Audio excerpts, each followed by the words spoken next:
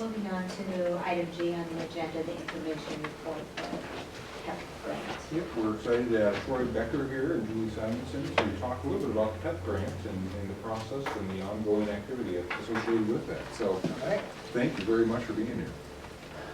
First thing we're going to do is show a video that Julie put together, and she can tell you a little bit about that. Basically, we thought the best way to show what we're doing K through 12 is to have different people shoot little videos of themselves, since not everybody can be here tonight. So I think we'll start with that.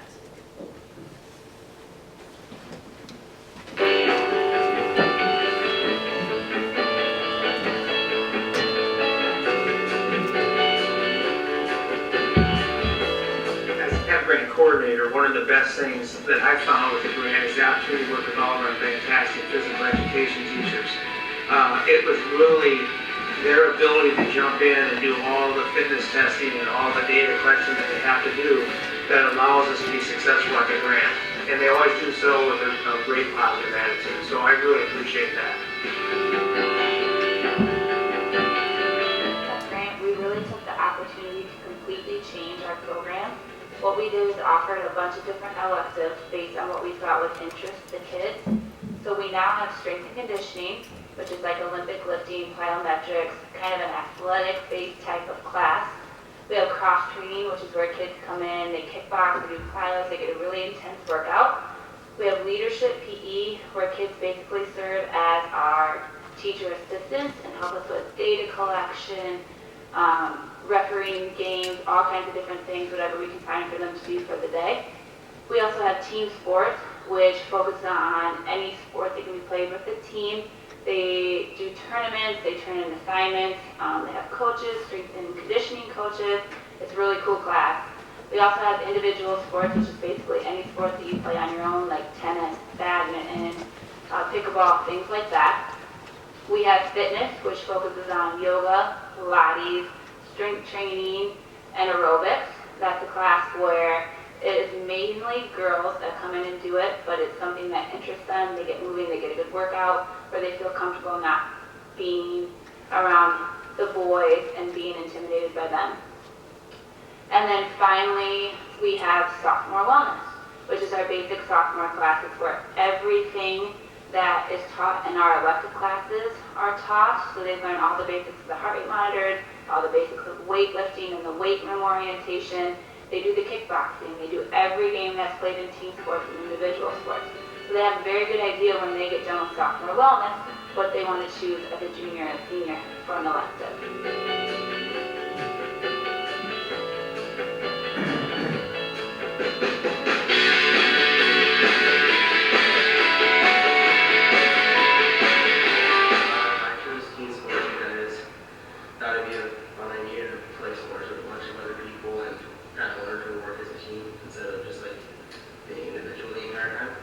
And what do you like about team sports? I like that we have a lot of kind of experience with everybody kind of working together and not just one person singling them out and being involved all in every sport that we play. And for me, so far we've been able to bring in some new technology such as the chest strapless, heart rate monitors, and use those for our kids to learn about their different levels of fitness and for us to do a little bit of assessment on it.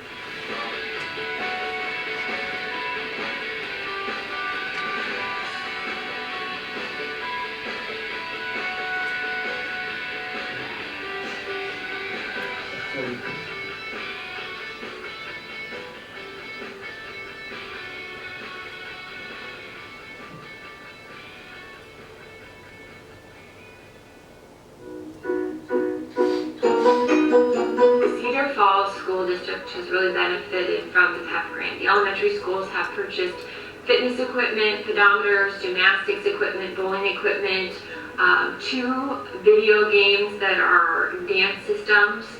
We've also been able to go to a lot of professional developments, including IAFERD, AAFERD, and the PEP Summit. We purchased our own curriculum this year called Spark. We had a Spark training at UNI. The UNI students were able to come as well as the elementary teachers, and we both benefited from that training. We've also met a lot of highly skilled physical educators over the years, and we've kept in contact with them and been able to collaborate with them and share ideas. So overall, the PEP grant has been a great benefit to the elementary schools, and we are just thankful that we have received it.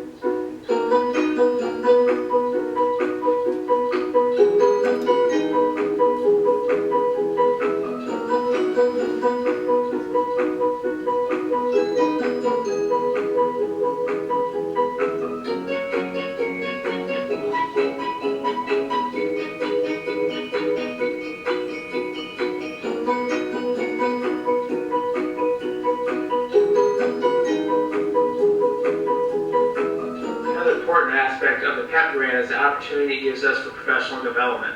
A great example of this was the SPARK training that we just completed at the University of Northern Iowa with their staff and with some of their students that the PEP grant paid for. It allowed us to have that partnership with them. It allowed our physical education teachers at the elementary level to look at that curriculum and get that hands-on training. Very hard to do something like that with the expense if it wasn't for the PEP grant, and our staff does a great job taking advantage of that.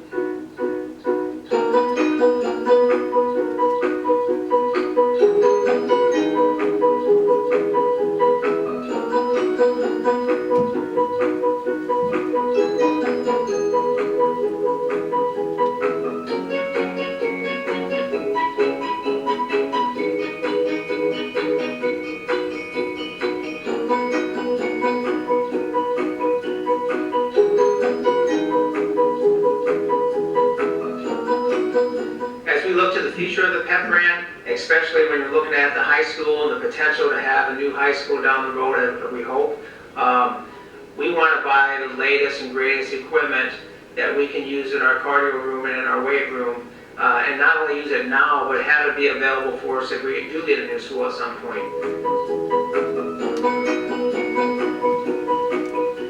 We hope this video has helped give a good background on everything that's happened with the PEP grant and all the benefit that's brought to our school district. Very proud of our physical education teachers for their professionalism, their hard work that goes into helping us keep the grant. Also, if it wasn't for their energy, we probably would have never gotten the grant to begin with. They took a leap of faith. We had a great grant writer in Kim Byers, and the students of Cedar Falls will be benefiting from this PEP grant for many years to come.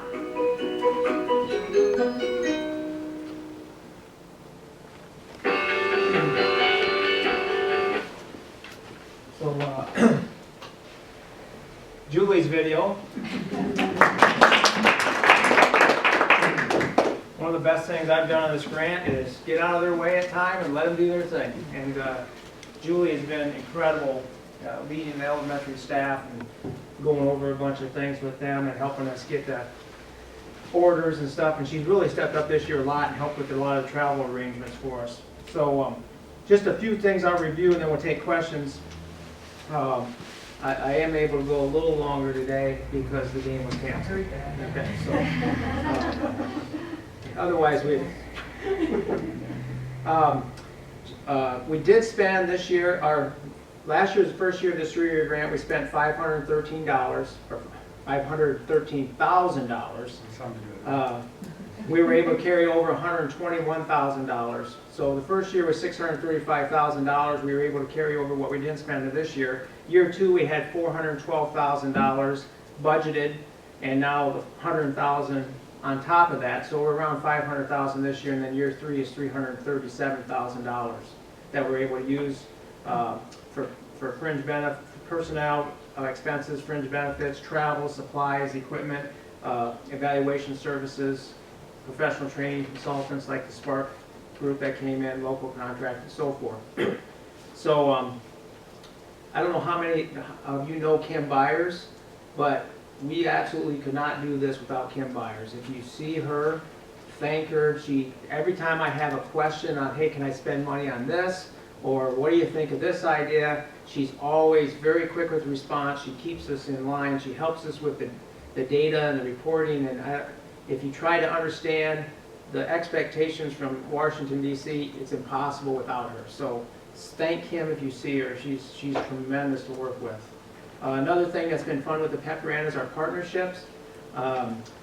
It's neat for me to see student teachers from UNI come into all of our schools, and as our staff takes the PEP grant and goes nationally and looks at all the latest trends and things you should be doing, and then brings them into our physical education classes, our future teachers get to see that. And they also get to have input on it. So I think that's just a great partnership to have with UNI.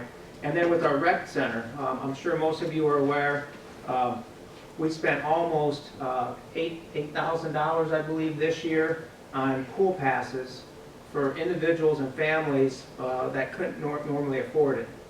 The PEP grant can only buy for the children to do that if they qualify, but the rec center kind of worked with us, and in some cases, if we took care of the families, you know, adults have to be there. So it was a great partnership with them to provide a service to our community that way. We have some conferences coming up in Seattle over spring break. A lot of our teachers are going to go to and be part of that. We have a PEP summit in February that many of them are going to go to. I mentioned in there about future thoughts on spending. I can get more detail on that if you'd like. And I said it 2 times in the video, but again, if you see a PE teacher, thank them, because we have all this money, but I tell you, there's a lot of work on the physical education staff to do this. The data collection and the requirements all falls on their shoulders, and they all do it so they can get some extra, you know, supplies and stuff. I get that, but it's a lot of work. So, you anything to add before we open it up to questions? I mean, I think I just wanted to add a little bit about Jamie Smith, her video, and I heard some kind of ahas when they showed like the kickboxing and all that going on. Again, none of that would be possible without the PEP grant and being able to purchase all that equipment. And the changes that they've made at the high school have been phenomenal, and have heard great things from the students there. And again, it wouldn't be possible without the PEP grant. Questions? I know you're offering classes, or it sounds like it. So Right. do they sign up for it, or is it part of PE, their PE curriculum? What we actually do now is, for example, juniors and seniors can sign up for a strength and conditioning class. So they Okay. can sign up for team sports. So in the past, you would just sign up for physical education and then you add whatever. Now we're allowing juniors and seniors to be a little bit more specific on what they sign up for. Okay.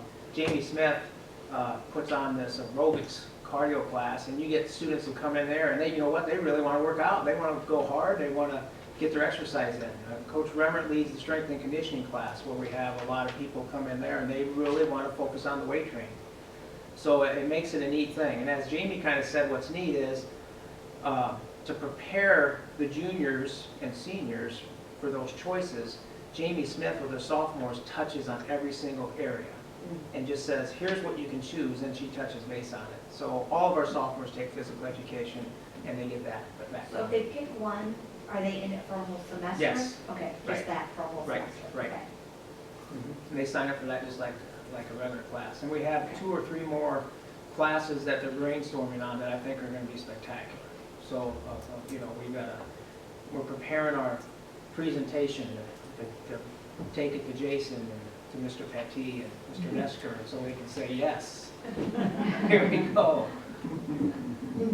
What I found with my kids who are taking them right now, I think it's going to be a great preparation for when Josie goes to college, because she's taking the fitness class and it's all this stuff that, I mean, you can take at the rec center. So I think she's finding out what she loves, and so for all these kids, I think they're going to leave high school and continue being physically fit, where some of us don't always do that as adults. So I think it's been fantastic. So thank you all. I mean, I think the elementary does the same thing.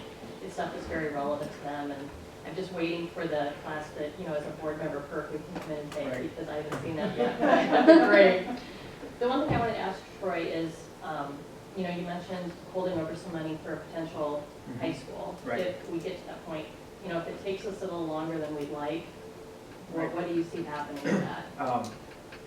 What we're going to do, the plan now is, even when it is yes in June, we know the timeline for building, the PEP grant will be long gone. We're planning the equipment we want in the new building now, and we're going to probably purchase the weight equipment parts of it this year and put it in our current weight room. we'll have to figure out, do we order a couple extra pieces for the new high school? If we know that it's a yes in June, we can do that and find out where we're gonna store them and what we're gonna do with that. The cardio room, all that equipment in there will be 6 years old at the end of this grant. And usually most cardio equipment, they're looking for 6 or 7 years in use. So we will update all the cardio equipment the next year in the high school. And the other thing that's really been a savior on that is we have the person who works in the rec center and works around our community that fixes all that. We were able to establish a contract with him to maintain the equipment for another 3 years on the last PEP grant, and he comes in routinely and maintains the equipment and does a tremendous job of helping us get the most out of it. So I'm hoping we can set that up again.